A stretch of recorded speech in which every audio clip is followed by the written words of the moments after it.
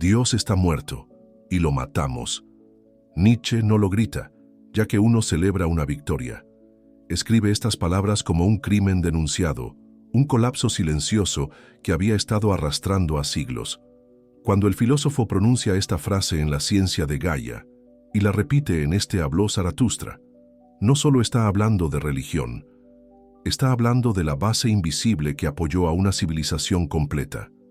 Valores morales, el significado de la existencia, la idea de la verdad, el consuelo, frente al sufrimiento. Con la modernidad, el avance de la ciencia, el surgimiento del pensamiento crítico y la fragmentación cultural, esta base comenzó a desmoronarse.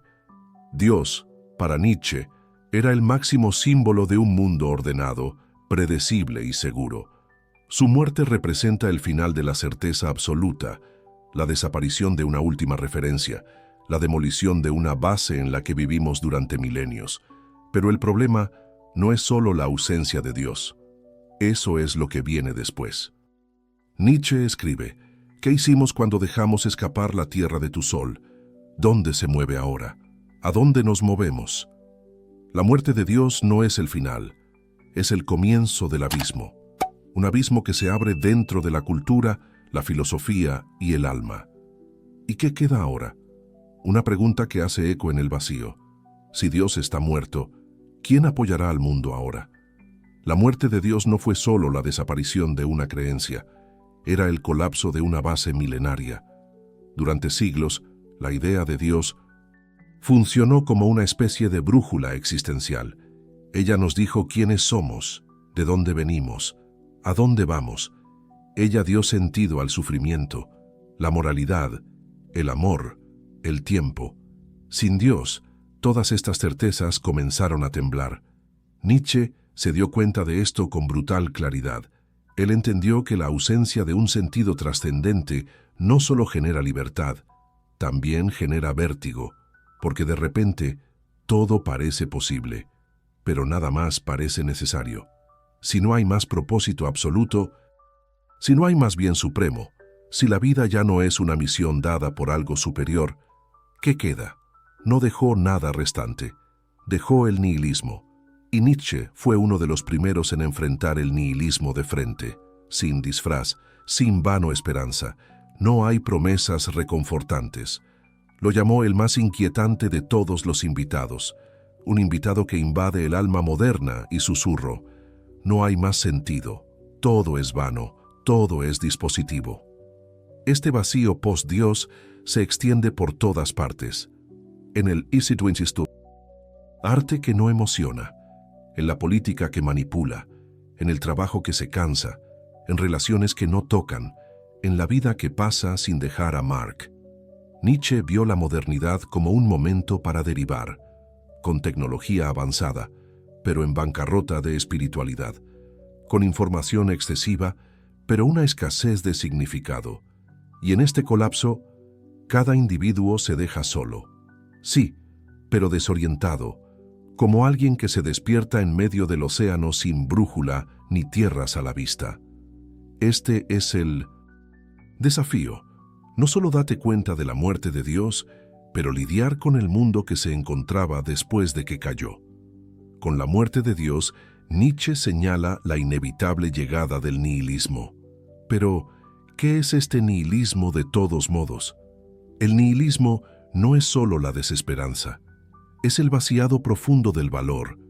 Esto es cuando todas las estructuras que sufrieron nuestras vidas pierden el brillo, el peso, la fuerza. Fue entonces cuando las cosas siguen sucediendo, pero no parecen tener sentido. Nietzsche distingue dos tipos de nihilismo: nihilismo pasivo y nihilismo activo. El primero es el colapso silencioso, es el retiro disfrazado, es el que sigue viviendo, pero por inercia. Trabajos, estudios, consumes, se divierte, pero dentro está vacío. Es el aburrimiento el que se erosiona, la apatía que anestesia, esa mirada perdida que dice tanto. Es el joven quien siente que todo ya se ha dicho. Es el adulto quien sigue la rutina, pero siente que falta algo esencial. Es la cultura de repetición, exceso, agotamiento. El nihilismo ya activo es lo opuesto a esto. Es el que enfrenta el abismo y decidir crear. Nietzsche creía que antes de la muerte de Dios quedan dos opciones. O te rindes a la nada, o te conviertes en un creador de significado. Este es el desafío trágico de la modernidad. Sin una verdad absoluta a continuación, cada uno de nosotros necesita asumir el peso de inventar su propia verdad. Y eso asusta, porque requiere responsabilidad radical, requiere fuerza mental, requiere madurez para vivir sin garantías. El nihilismo, entonces, no es solo un diagnóstico filosófico, es una experiencia diaria. Está en el vacío que sentimos después de un logro, en la crisis que llega sin previo aviso, en la profunda soledad de aquellos que viven en la automática. Nietzsche no romantiza este estado, pero tampoco escapa de él. Se sumerge en el nihilismo para cruzarlo, y es en esta inmersión que comienza a construir su filosofía del futuro. Nietzsche predijo una figura simbólica que, según él, surgiría en el vacío dejado por la muerte de Dios, el último hombre. ¿Quién es este último hombre? Es quien escapa de la angustia de la libertad. ¿Quién no quiere crear nuevos valores? Quiere comodidad. Eso no quiere verdadero, quiere distracción. Eso no quiere profundidad, quiere estabilidad. El último hombre vive una existencia cálida, evite los riesgos, previene el dolor, evite el esfuerzo. Ya no cree en grandes ideales, no creas en ti mismo, pero tampoco sufre, porque anestesió su propio espíritu. Él dice, antes de consuelo que grandeza, antes de la seguridad que la libertad, más bien entretenimiento que la verdad. Nietzsche describe este tipo como alguien que parpadea. Es un ser humano reducido al consumo, la pasividad, la mediocridad voluntaria. Es alguien que cambió el sublime por lo agradable, el abismo para la estabilidad. Es la sociedad la que se burla de los soñadores. Eso descarta a los filósofos. Eso transforma la vida en una secuencia de distracciones. El último hombre no mata a nadie, pero tampoco salva. Vive, pero sin alma. ¿Y por qué Nietzsche se preocupa por él? Porque representa el futuro de la humanidad si nada cambia. Es el retrato de lo que podemos convertirnos cuando ya no somos geniales, cuando dejamos de ser libres por miedo a caer, cuando intercambiamos la angustia creativa por la zona de confort. El último hombre está entre nosotros, tal vez en nosotros, y reconocer que es el primer paso para no convertirse en él. Para Nietzsche, el colapso de todos los valores tradicionales no debería llevarnos a la renuncia, pero a la reinvención. Y es en este punto que él presenta su idea más poderosa y controvertida: el Übermensch, el Superman. Superman no es un sobrehumano en el sentido físico, no es un héroe de cómics, es alguien quien trascendió los valores antiguos y tuvo el coraje de crear el suyo. Es el que mira el mundo sin muletas religiosas, sin moral heredado, no dogmas, y sin embargo, encuentra razones para vivir. Nietzsche dice, el hombre es algo que debe superarse, porque para él, el ser humano ordinario sigue siendo un proyecto inacabado, detenido al resentimiento, culpa, negación de la vida. Superman, por el contrario, afirma la vida, con todo su dolor, contradicciones, pérdidas e impotencia. No huye de la existencia, la abraza con furia y amor. Es alguien que vive sin aprobación. Eso no espera redención futura, que encuentra significado en el mismo acto de crear significado. Esta figura simboliza un ideal de madurez radical, no perfección, sino profundidad, sin santidad, sino totalidad. El Superman es el que cruzó el nihilismo y regresó con una nueva cosmovisión. No se arrepiente de la ausencia de Dios, lo convierte en espacio para la libertad, para la creación, convertirme en quien eres. Pero Nietzsche sabía, esta no es una tarea para todos, es un camino solitario, requiere fuerza interior, requiere caer y criar muchas veces, y sobre todo, requiere el coraje no para anestesiar antes del abismo. El Superman no es un destino, Es una tensión, una lucha continua para no rendirse a la mediocridad, incluso cuando todo lo alrededor pide conformidad. Sin Dios, sin moral absoluta, sin verdades garantizadas, ¿qué tenemos? Nietzsche responde con una idea central de su filosofía: la voluntad del poder. ¿Pero qué es? No es la sede del poder en el sentido político, no es dominación sobre los demás, es algo más profundo, más íntimo, es la fuerza creativa que habita en cada ser vivo. Es el impulso de crecer, de transformarse, afirmarse frente al caos. El deseo de poder es lo opuesto a la renuncia.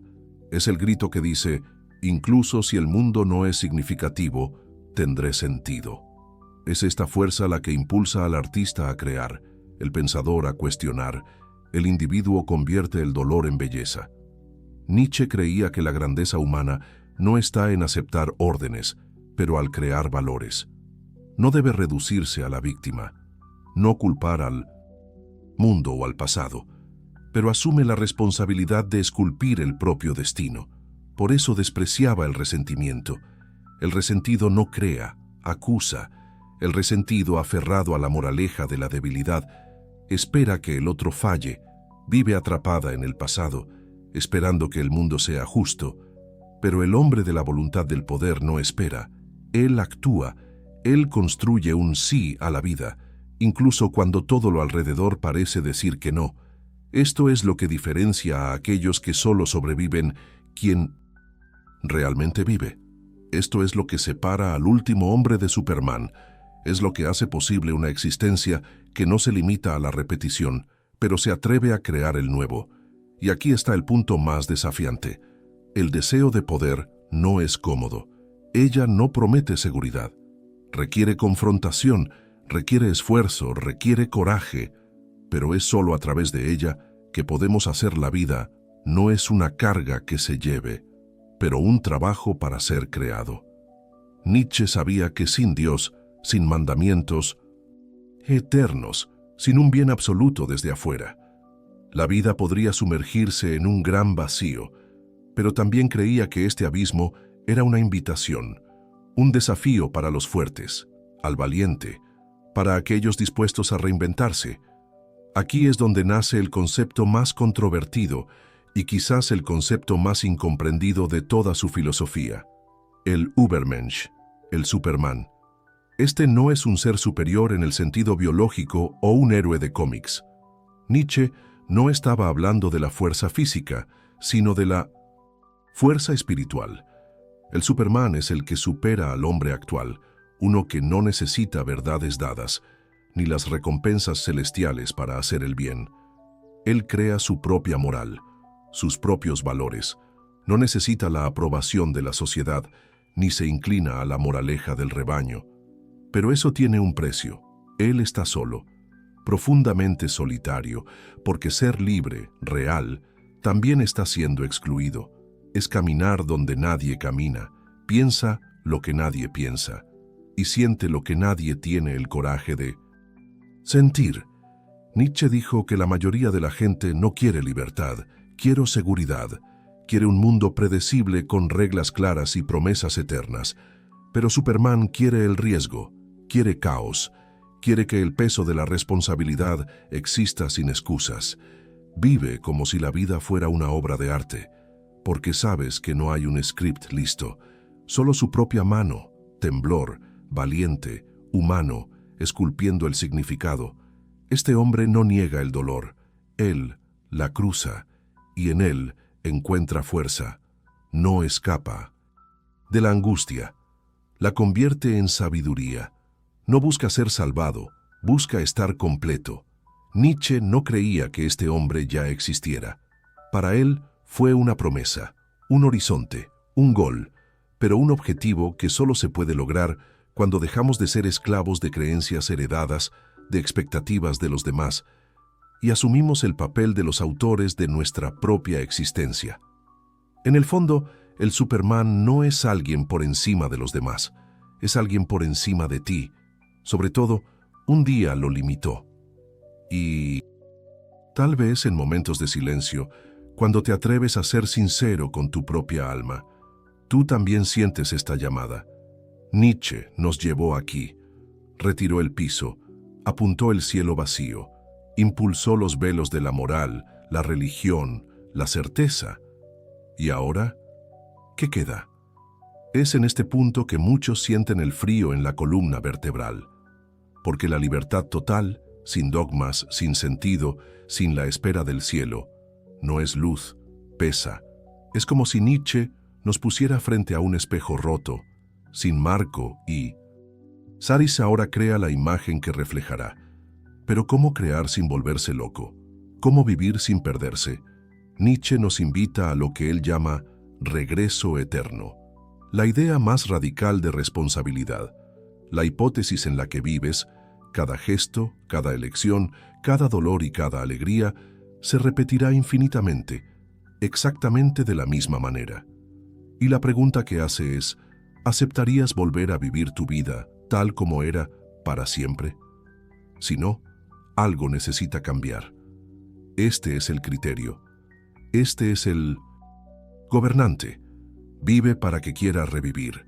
No solo apoya, sino que adopta cada momento, sin arrepentimiento, desvergonzado, con el coraje de aquellos que afirman su propia existencia, incluso con todas sus imperfecciones. Nietzsche no ofrece consuelo, ofrece fuego, el fuego de la creación, la calidez de una vida que se construye, no se hereda. Esta es la verdadera revolución. Suponga que la libertad no como un regalo, pero como una carga que nos obliga a crecer. Ya no estás atado a dogmas, pero ahora debes decidir qué vale la pena vivir. Y esta es la pregunta que resuena como el trueno. ¿Qué en tu vida es digno de retorno eterno? Nietzsche no quiere seguidores. Quiero creadores. Quieres que te liberes, no solo de Dios, pero por la idea de que alguien te dirá cómo vivir. Porque al final no se trata de la muerte de Dios, se trata del nacimiento de un ser humano capaz de convertirse en lo que es. Nietzsche no llegó a ofrecer consuelo. Él vino a fuego. Toma las muletas, derribar las paredes y ponerte antes que tú desnudo, frágil y completamente libre. La muerte de Dios para él no fue un fin, fue el comienzo de algo mucho más exigente, el nacimiento del humano que crea valores, que no se repite, que no vive por reflexión, pero por decisión. Y esa decisión es tuya. No hay manual, no tienes salvación garantizada, no hay nadie mirándote desde arriba, solo tú, tu conciencia, y el mundo, esperando lo que vas a hacer con él. Tal vez por eso Nietzsche fue tan incomprendido. Porque es más fácil odiar a los que apuntan al abismo que enfrentar lo que revela. Pero si llegaste aquí, es porque parte de ustedes quiere saber, quiero entender, quiero crecer, quiere convertirse en quien es, incluso si requiere cruzar el desierto. Y al final, esta puede ser la mayor provocación de Nietzsche. No acepte un mundo listo, pero construye un mundo posible. No vivas con miedo a la ausencia de significado, pero vivir para que la vida misma se convierta en un grito de afirmación. Si este video te enfrentó, te sacudió o te trajo claridad, comparta con aquellos que también necesitan esta reflexión. Deja aquí en los comentarios, ¿sientes que estás creando tu propio camino o estás atrapado en la forma en que te has dado? Como el video, suscríbete al canal. Nos vemos en el próximo episodio. Hasta entonces, no vive como quien repite, pero a medida que el mundo se reinicia.